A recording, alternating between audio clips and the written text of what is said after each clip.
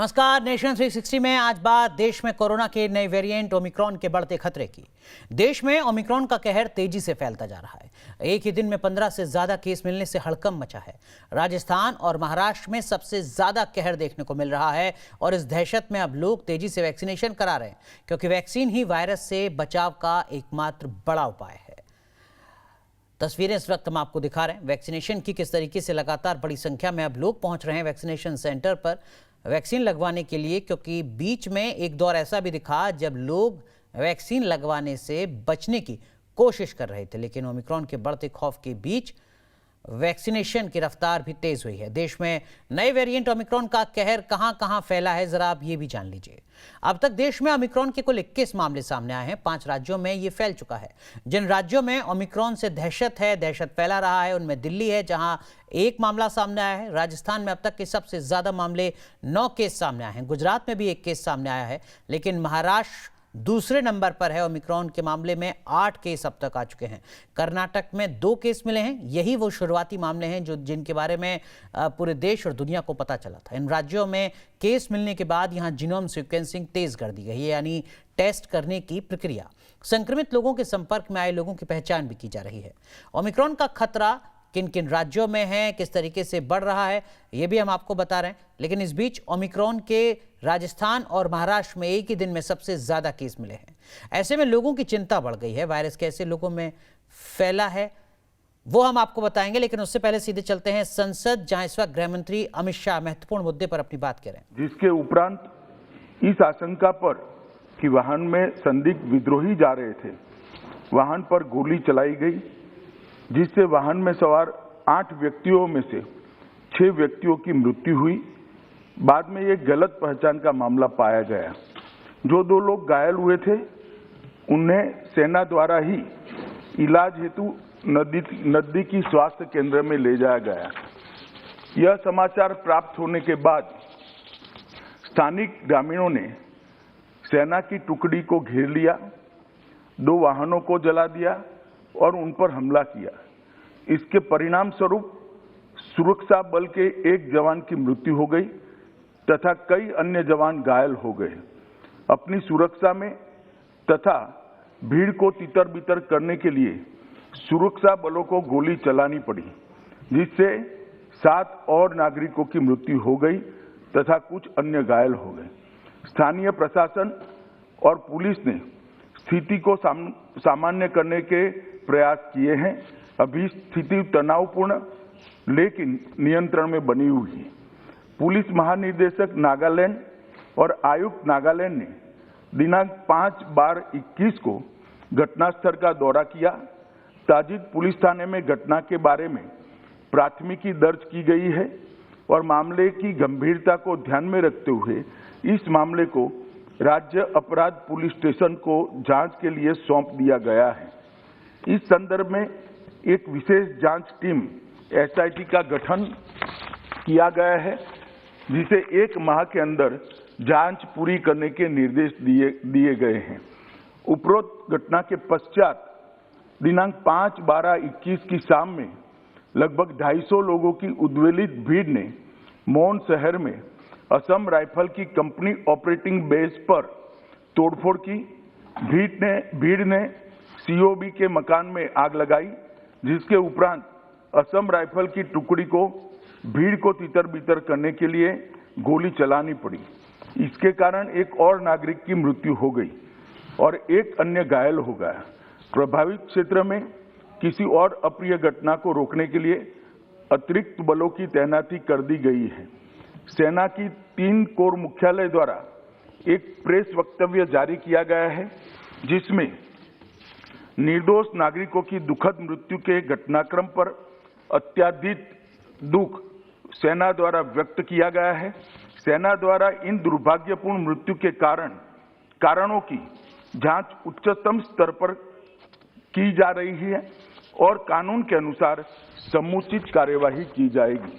घटना की सूचना मिलने पर मैंने तत्काल नागालैंड के गवर्नर और मुख्यमंत्री जी से संपर्क किया। गृह मंत्रालय द्वारा भी नागालैंड के मुख्य सचिव और पुलिस महानिदेशक से संपर्क किया गया। कल पूरे दिन स्थिति को मॉनिटर किया गया गृह मंत्रालय द्वारा तुरंत पूर्वोत्तर के प्रभारी अपर सचिव को कोहिमा भेजा गया, जहां उन्होंने आज सुबह नागालैंड राज्य सरकार के मुख्य सचिव एवं अन्य वरिष्ठ अधिकारियों और अर्धसैनिक बलों के वरिष्ठ अधिकारियों के साथ बैठक की स्थिति का विस्तारपूर्ण समीक्षा की है, ताकि यह सुनिश्चित किया जा सके कि शीघ्र सामान्य स्थिति बहाल हो। यह निर्णय लिया गया है कि सभी एजेंसियों को यह सुनिश्चित करना चाहिए कि विद्रोहियों के खिलाफ अभियान चलाते समय भविष्य में ऐसी कोई दुर्भाग्यपूर्ण घटना की पुनरावृत्ति न हो। सरकार स्थिति पर सूक्ष्मता से नजर रख रही है और क्षेत्र में शांति और सौहार्द सुनिश्चित करने के लिए आवश्यकता अनुसार जरूरी उपाय भी किए जा रहे हैं। राज्य प्राधिकारियों ने एहतियात के तौर पर प्रभावित इलाकों में निषेधाज्ञा लागू की है। भारत सरकार नागालैंड में हुए इस दुर्भाग्यपूर्ण घटना पर अत्यंत खेद व्यक्त करती है और मृतकों के परिवारों के प्रति गहरी संवेदना व्यक्त करती है। आइटम नंबर 17 नो, मैंने सबको पर्याप्त मौका दे दिया है, कोई रिकॉर्ड में नहीं आएगा। आइटम नंबर 7 राष्ट्रीय औषध शिक्षा अनुसंधान संशोधन विधेयक 2021, माननीय मंत्री जी बयान दिया है। आप सुन रहे थे लोकसभा में गृह मंत्री अमित शाह को। आगे बढ़ते हैं और एक बार फिर बात करते हैं ओमिक्रॉन की, जिसके राजस्थान और महाराष्ट्र में एक ही दिन में सबसे ज्यादा केस मिले हैं। ऐसे में लोगों की चिंता बढ़ रही है। वायरस कैसे लोगों में फैला है और क्या ये ज्यादा घातक साबित हो सकता है, इस रिपोर्ट के जरिए देखिए।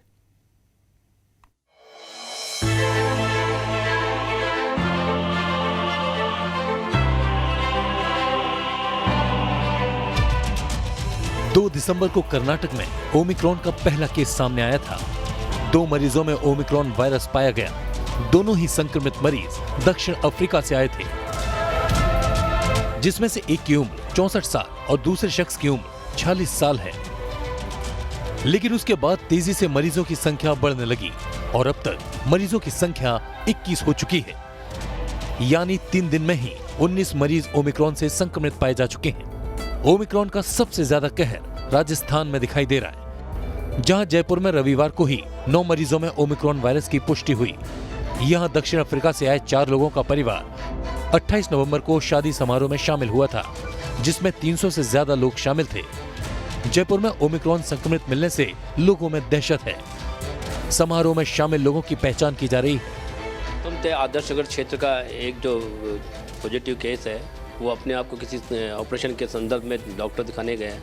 वहाँ पर उनकी प्रारंभिक सबसे पहले कोविड टेस्ट किया जाता है। उसे पॉजिटिव आने पर हमारी टीम उनके घर पहुँची और उनके वहाँ 14 सैंपल वहाँ से उठाए गए, जिनमें से बाद में 4 और पॉजिटिव आए। टोटल 5 लोग पॉजिटिव पाए गए। उनसे जब हमने कॉन्टैक्ट हिस्ट्री ली उन सब लोगों की, तो उनसे मालूम चला कि उनके रिलेटिव हैं जो 25 तारीख को साउथ अफ्रीका से जयपुर आए हैं। वो दादी फाटक निवासी थे। हमने तुरंत वहाँ पर उसी दिन उसी समय पहुँच कर उनके यहाँ पर पहुँचे। उस जगह पहुँच के चारों जो 2 अपने हस्बैंड वाइफ और 2 बच्चे हैं, उन चारों के सैंपल उठाए गए। सैंपल लेके तुरंत उनको वहाँ पर टेस्ट के लिए भेजा गया। शाम तक उनकी रिपोर्ट प्राप्त की जो पॉजिटिव पाई गई। राजस्थान के साथ ही महाराष्ट्र में ओमिक्रॉन बम फूटा है। यहाँ पिंपरी चिंचवाड़ में सबसे ज्यादा 6 केस मिले हैं। एक ही परिवार के 6 लोगों में ओमिक्रॉन वायरस मिला है। वहीं पुणे में 1 केस और मुंबई में भी 1 केस मिलने से हड़कंप है, क्योंकि देश में दूसरी लहर महाराष्ट्र से ही शुरू हुई थी। इस वक्त हम उस अस्पताल के बाहर मौजूद हैं जिस अस्पताल में इन 6 मरीजों का इलाज चल रहा है। आपको बता दें कि इनमें 2 महिलाएं हैं, 1 पुरुष है और 3 बच्चे हैं। हमारे साथ डॉक्टर्स की वो टीम भी है जो फिलहाल इन मरीजों पर नज़र बनाई हुई है और उनका इलाज कर रही है। हमारे साथ सबसे पहले डॉक्टर बाला साहब हैं जो कि इन मरीजों का इलाज कर रहे हैं। सर, आपके नेतृत्व में इनका इलाज चल रहा है। किस तरह के सिम्टम्स इनमें दिखाई दे रहे हैं और कैसे दवाई पर ये रिएक्ट कर रहे हैं? जो 6 पेशेंट है उसमें से 1 सिम्टोमेटिक है, बाकी के 5 असिम्टोमेटिक है।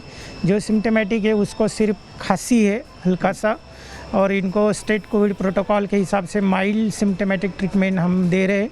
All are responding well to treatment और अभी पेशेंट सब स्टेबल है। 37 साल का शख्स कुछ दिन पहले ही तंजानिया से यात्रा करके आया था, जिसकी रिपोर्ट जीनोम सीक्वेंसिंग में पॉजिटिव आने के बाद दहशत है। विदेश से आने वाले सभी लोगों की RT-PCR जांच हो रही है। पैनिक करने की कोई ज़रूरत नहीं है, घबराने की कोई ज़रूरत नहीं है। मैं इस पे लगातार नज़र रखे हुए हूँ।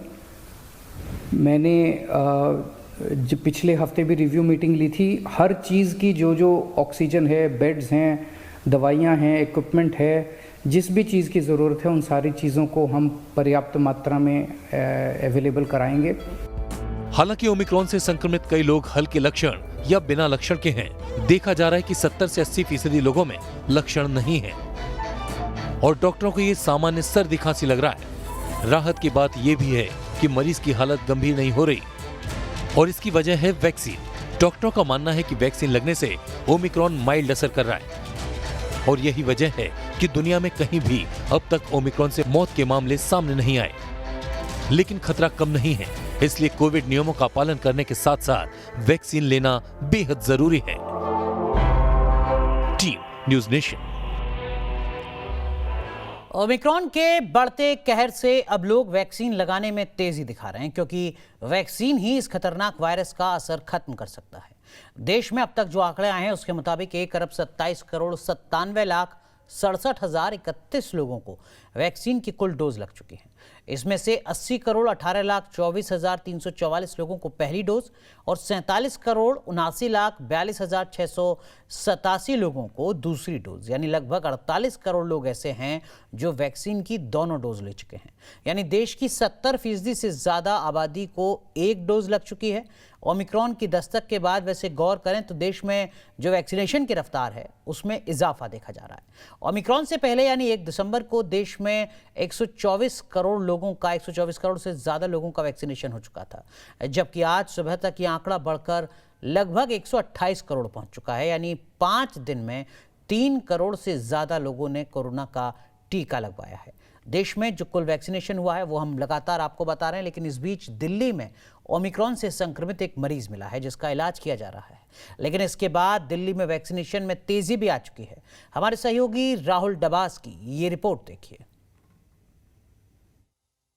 ब्राजील से निकला गामा हो या ब्रिटेन से निकला अल्फा, भारत में पहली बार डिटेक्ट किया गया डेल्टा हो या हाल ही में साउथ अफ्रीका से निकला ओमाइक्रॉन म्यूटेशन, हर एक स्ट्रेन, हर एक म्यूटेशन, हर एक कोरोना संक्रमण से बचाव का एक ही तरीका है, टीका। वैक्सीनेशन ही बचाव है और ये इस लिहाज से भी ज़रूरी है कि भारत समेत दुनिया के अलग अलग जगह पर जहां भी ओमाइक्रॉन के म्यूटेशन से मरीज मिले हैं वो सारे एसिम्प्टोमेटिक हैं, किसी की मौत नहीं हुई है और अधिकांश लोगों में तो लक्षण भी बेहद कम है। अगर हिंदुस्तान के लिहाज से देखें तो 1 बिलियन यानी 100 करोड़ वैक्सीन डोज का कीर्तिमान पहले ही स्थापित कर लिया गया था। मौजूदा समय में देश की 18 साल से ऊपर की लगभग 85% जनसंख्या को कोविड वैक्सीन का कम से कम एक टीका लग चुका है और 50% जनसंख्या तो ऐसी है जिनका टीकाकरण पूरा हो चुका है। लिहाजा ज़रूरत इस बात की है कि चाहे वो बूस्टर डोज या थर्ड डोज को लेकर नीतिगत फैसले हों या DGCI से बच्चों के टीकाकरण का अप्रूवल या फिर भारत सरकार का हर घर दस्तक अभियान, टीकाकरण को तेजी गति देनी होगी, क्योंकि कोई भी म्यूटेशन हो ओमाइक्रॉन से लेकर कोई भी, उसका एक ही बचाव है वैक्सीन और दूसरा बचाव है कोविड एप्रोप्रिएट बिहेवियर यानी मास्क लगाना। जर्नलिस्ट सुभाष चंद्र के साथ राहुल डबास, न्यूज़ नेशन, दिल्ली। देश में पिछले 5 दिन में जब से ओमिक्रॉन का कहर बढ़ा है, वैक्सीनेशन में किस तरह से तेजी आई है, इन आंकड़ों को भी जरा आपको समझाते हैं। 1 दिसंबर को 84,83,797 लोगों ने वैक्सीन लगवाई थी। 2 दिसंबर को 77 लाख से ज़्यादा लोगों ने वैक्सीन का टीका लिया। 3 दिसंबर को 76,94,000, ये कहिए लगभग 77 लाख के आसपास लोगों ने वैक्सीन लिया, जबकि 4 दिसंबर को यह आंकड़ा 1 करोड़ को पार कर गया। 4 दिसंबर को 1,04,18,707 लोगों ने वैक्सीन लगवाई, जबकि 5 दिसंबर को 24,55,911 लोगों को वैक्सीन लग चुकी है। तो अलग अलग आंकड़े सामने आ रहे हैं, लेकिन इस बीच ओमिक्रॉन के मामले भी सामने आ रहे हैं। बात गुजरात की, जहां ओमिक्रॉन का एक केस मिलने से हड़कंप है। वहां किस तरह बचाव के उपाय किए जा रहे हैं, संवाददाता पूरब पटेल की ये रिपोर्ट देखिए। पूरे विश्व में ओमिक्रॉन वेरिएंट से हाहाकार मचा हुआ है और इस वेरिएंट की एंट्री भारत में भी हो गई है, जिसके कारण जो है वो भारत सरकार सतर्क हो गई है। सारे जो अफ्रीकन कंट्रीज से लोग आ रहे हैं उनकी स्क्रीनिंग हो रही है, उनका टेस्ट हो रहा है। गुजरात की बात करें तो गुजरात सरकार ने तैयारियां मुकम्मल कर दी है। आपको बता दूं कि जामनगर का एक व्यक्ति जो दक्षिण अफ्रीका से आया हुआ था, उसको सस्पेक्टेड पाया गया है, वो पॉजिटिव पाया है और उसके बाद उसके जो जीनोम है वो भी पुणे भेज दिए गए हैं। इस वक्त हम मेडिसिटी कैंपस में है। ये कैंपस एशिया का सबसे बड़ा मेडिकल सुविधाओं से लैस वाला जो है वो कैंपस है। यहाँ पर आपको बता दूं कि 3000 जो बेड है वो रिजर्व रखे गए हैं, जिसमें 500 आईसीयू और बाकी सारे जो बेड है वो ऑक्सीजन लाइन से लैस है। हालांकि गुजरात सरकार ने एयरपोर्ट पर भी अपनी स्क्रीनिंग बढ़ा दी है। अफ्रीकन कंट्रीज से जो लोग भी आ रहे हैं और उनके आसपास के जितने भी लोग हैं उन सभी के टेस्ट हो रहे हैं, उन पर नज़र भी रखी जा रही है। वेरिएंट से बचने के लिए लोग अपने आप को ज़्यादा से ज़्यादा वैक्सीनेट करें और कोविड गाइडलाइन का पालन करें। अहमदाबाद से हेतल खत्री के साथ पूराव पटेल, न्यूज़ नेशन। तो भारत समेत दुनिया के कई देशों में ओमिक्रॉन की दहशत फैली हुई है। दुनिया में कहां-कहां सबसे ज्यादा मामले हैं, ये भी आप जान लीजिए। ब्रिटेन में ओमिक्रॉन के सबसे ज्यादा 246 केस मिल चुके हैं, जबकि दक्षिण अफ्रीका, जहां से इसकी शुरुआत हुई है एक तरीके से, वहां 183, नीदरलैंड में सिर्फ 16, बोत्सवाना में 19, पुर्तगाल में 13, फ्रांस में 9, इटली में भी 9 और ऑस्ट्रेलिया में अब तक 7 मामले सामने आए हैं। एक छोटा सा ब्रेक यहां पर ले रहे हैं, तुरंत हाजिर होते हैं।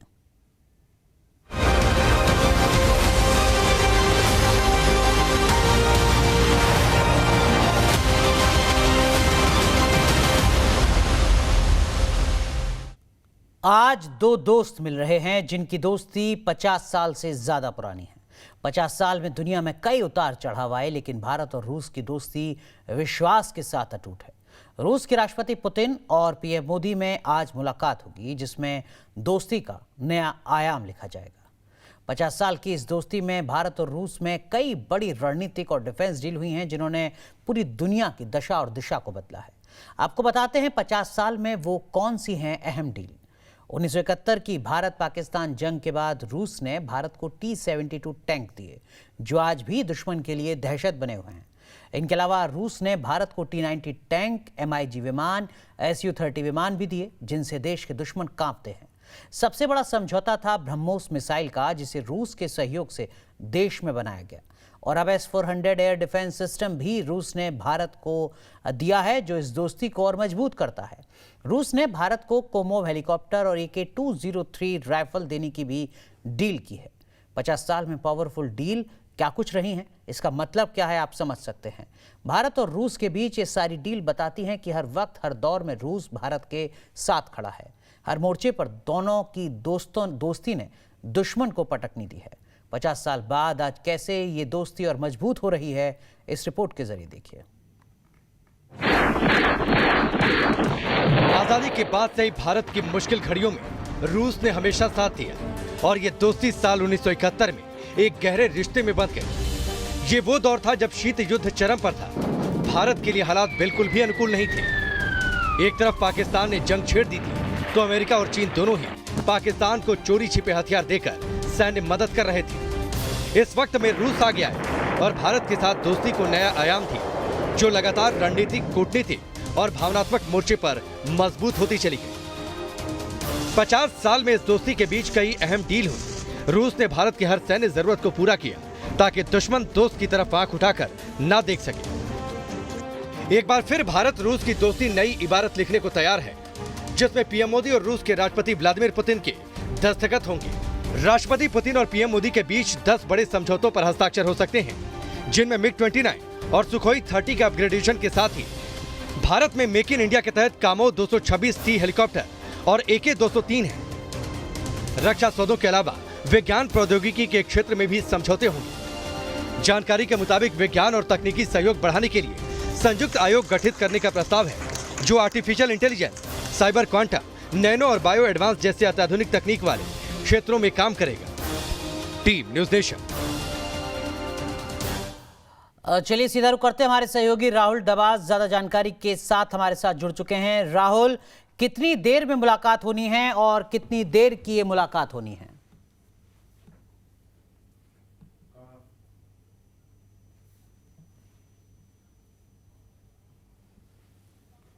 चलिए, लगता है कि राहुल से हमारा संपर्क नहीं हो पा रहा है। कोशिश होगी हम अपने सहयोगी राहुल से संपर्क करें, लेकिन इंतज़ार लगातार किया जा रहा है कि आज की इस मुलाकात से निकलता क्या है।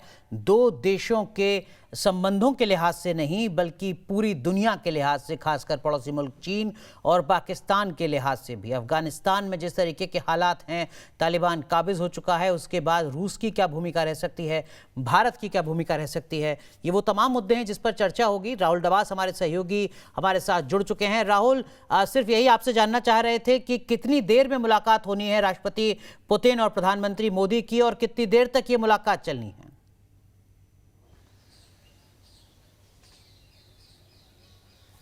लेकिन लगभग 1.5 घंटे का वक्त रह गया है। हैदराबाद हाउस में 5 बजे के आसपास मुलाकात होगी और उम्मीद की जा रही है कि आधे घंटे का टाइम तो निश्चित है, लेकिन जब दो सुपर पावर्स के सुपर लीडर्स मिलते हैं तो मुलाकात लंबी भी चल सकती है, क्योंकि अनुराग 3 अहम मुद्दे हैं जिन पर बातचीत की जाएगी, चाहे अंतर्राष्ट्रीय संबंध हो, व्यापार यानी अर्थव्यवस्था हो, और सैन्य को लेकर हो। सबसे पहले सैन्य की बात करें, S-400 की डील तो हो ही चुकी है। S-500 के लिए भी इंडिया ने इंटरेस्ट जाहिर किया है। रूस का इंटरेस्ट 5th जनरेशन के फाइटर प्लेन को लेकर है। जिस तरह से में भारत में टेक्नोलॉजी ट्रांसफर के साथ AK-203 का निर्माण होना है, उसके ऊपर भी बातचीत है। वायुसेना के लिए 30 MKI सुखोई 30 MKI की बात करें, नौसेना के लिए MiG-29 की बात करें, सबके ऊपर चर्चा की जा रही है। व्यापार के लिए लक्ष्य रखा गया है 2025 तक $50 बिलियन, जो अभी $15 बिलियन के आसपास है, एक बड़ा लक्ष्य है। अंतर्राष्ट्रीय संबंध को लेकर, चाहे वो तालिबान के बाद जिस तरीके से अंतर्राष्ट्रीय परिस्थितियां बदली है उसे लेकर हो, या फिर क्वाड के स्थापना होने के बाद जो पूर्वी रशिया में एक मिसाइल